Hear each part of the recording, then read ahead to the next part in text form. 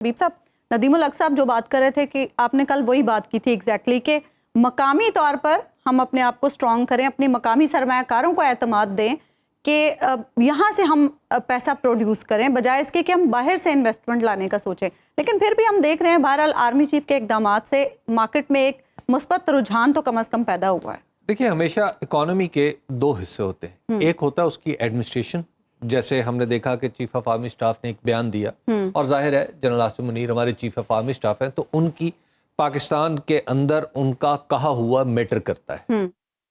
تو جب وہ کوئی بات کہتے ہیں تو اس کے بعد یا کوئی حکم دیتے ہیں تو وہ نافذ بھی ہونا شروع ہو جاتا ہے. تو اس وجہ سے ہم نے دیکھا کہ جب آپ نے اپنے یعنی وہی قاعدے قانون میں کوئی تبدیلی ابھی تک نہیں کی, صرف جو قاعدے قوانین بنے ہوئے ہیں انہی کے اوپر عمل درآمد شروع ہوا ہے فارن ایکسچینج کا.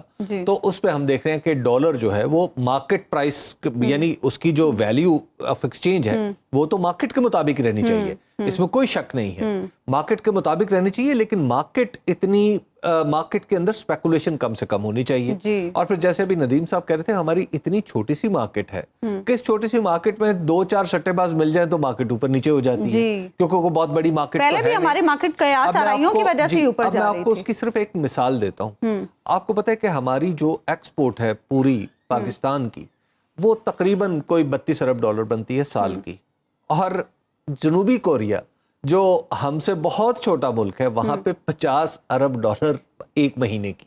اچھا, ٹھیک ہے.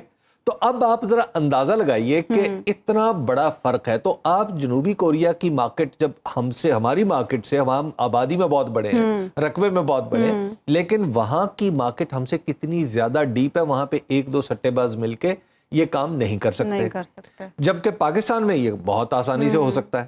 تو اس وجہ سے پاکستان کی مارکیٹ میں ڈیپتھ لانے کے لیے اگین وہی بات ہے کہ ہمیں کام کرنا پڑے گا.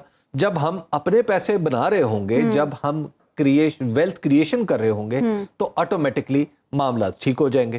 اس کے بعد پھر آپ دیکھیے کہ کچھ حصہ ہے ہمیں انویسٹمنٹ جو لانی ہے, نو ڈاؤٹ ہمیں ایک امیڈیٹ بڑی انویسٹمنٹس کی ضرورت ہے کہ جو پیسے آئیں ہمارے پاس اور ہم اس عرصے کو یعنی ہم جو باہر پیسے دینے ہیں ہم وہ دیتے رہیں, لیکن اس دوران ہم اپنے گھر کو بھی ان آرڈر کریں. ہم نے یہ مواقع کئی بار ضائع کیے ہیں.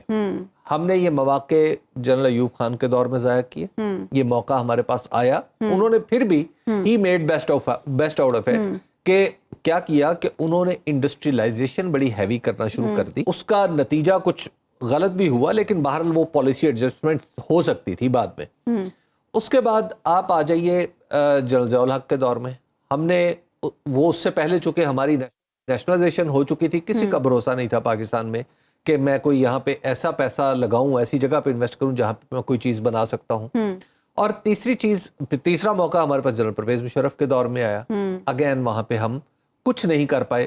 ہم نے وہاں پہ ایک کنزیومرزم کو فروغ اتنا زیادہ دے دیا, لیکن اس کو بیک نہیں کیا اپنی انڈسٹری سے.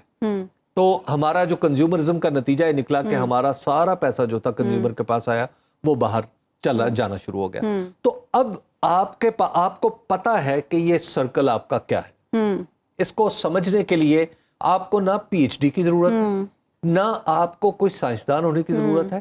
ایک سادہ سا میرے جیسا عام آدمی اس سائیکل کو سمجھ رہا ہے. بس ہمیں کام کرنے کی ضرورت ہے اور بل کی ضرورت ہے. اور ٹھیک کہاں سے کرنا ہے, ٹھیک ہمیں اپنے گھر سے کرنا ہے. بالکل ٹھیک. اگر آپ غیر جانبدار اور بے لاگ تجزیوں اور تبصروں میں دلچسپی رکھتے ہیں تو ابھی سنو نیوز کا یوٹیوب چینل سبسکرائب کریں اور بیل آئیکن پر کلک کریں.